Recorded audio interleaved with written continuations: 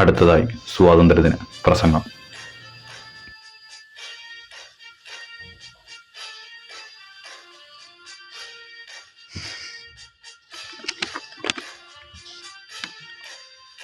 പ്രിയപ്പെട്ടവരെ, എല്ലാവർക്കും എൻ്റെ ഹൃദയം നിറഞ്ഞ സ്വാതന്ത്ര്യദിന ആശംസകൾ. ഇന്ന് ഓഗസ്റ്റ് 15, ഇന്ത്യയുടെ 79ാം സ്വാതന്ത്ര്യദിനം.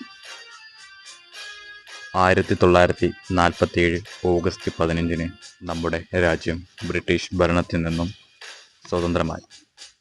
ഉറക്കമില്ലാത്ത രാത്രികൾ കാഴ്ചവെച്ച് നൂറുകണക്കിന് ഭാരതീയരുടെ ത്യാഗത്തിൻ്റെ ഫലമാണ് നമ്മളിന്ന് അനുഭവിക്കുന്നത്.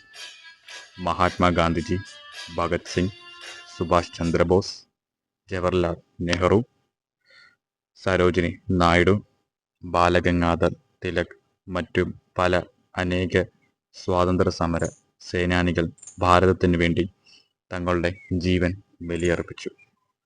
നമുക്ക് ലഭിച്ചിരിക്കുന്ന ഈ സ്വാതന്ത്ര്യം ഒരുപാട് വിലയേറിയതാണ്. നമ്മൾ അതിൻ്റെ വില മനസ്സിലാക്കി നല്ല പൗരന്മാരായി നമ്മുടെ രാജ്യം മുന്നോട്ട് കൊണ്ടുപോകുന്നതിൽ പരിശ്രമിക്കണം.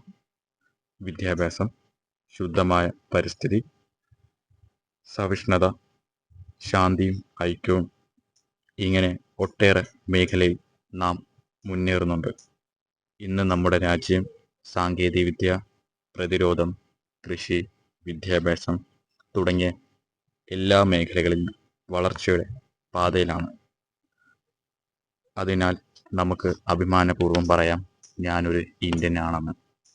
എന്നാൽ ഇതിനു പിന്നിൽ വലിയ ഉത്തരവാദിത്തങ്ങളും നമുക്കുണ്ടെന്ന് ഓർക്കണം.